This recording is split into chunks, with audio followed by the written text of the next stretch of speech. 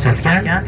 Bu demak nimadagi Uhuddagi g'alabasidan keyin bular juda bir holatga kelib ketishadi. Bu Handaq voqeasida mana shu holatni qilishgandan keyin otni sakratib o'tolmaydi. Otni sakratib o'tolmaydi, lekin ba'zilar o'tadi deb aytadi. 3-4 ta pahlavonlari o'tadi musulmonlar tarafga.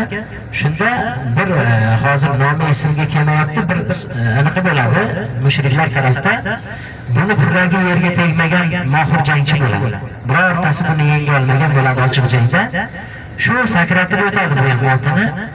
Sakratib o'tgan paytda endi bu aytadiki, kim deydi menga qarshi ochiq jangga chiqadi desa, musulmonlardan hech kim indamaydi. Sababi bunga qarshi chiqa oladigan odam o'zi bilmaydi. Indamaydi. Yana aytadi. 3-marta aytganda Hazrati Ali aytadilar, men senga ochiq jangga chiqaman, ya'ni ochiq jang qilaman sen bilan. Dedilarda Hazrati Aliga Xudo tabaraka va taolo bir quvvat beradi deydi. Kuch-quvvat berib, ana shu kuragi yerga tegmagan jangchini, mohir jangchini ana shu yerda Hazrati Ali qilichlari bilan kallasini oladilar. Mohir jangchini kallasini olganlarini ko'rgach, dushmanlarning qolgani otini sakratib, yana Handaqdan o'tib qochib ketishga harakat qiladi. Qocholmaga qolganlarini Hazrati Ali qilichlari bilan chopadilar hammasini.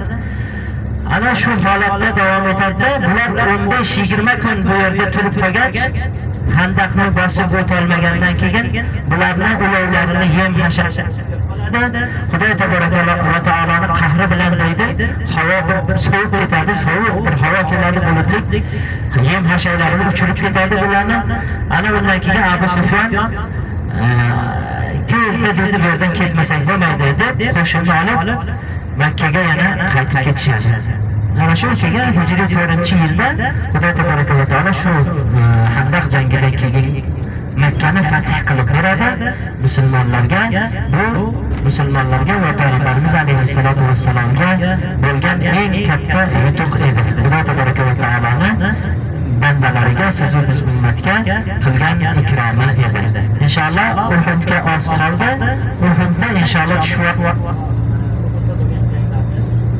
qisqacha gapirib beraman.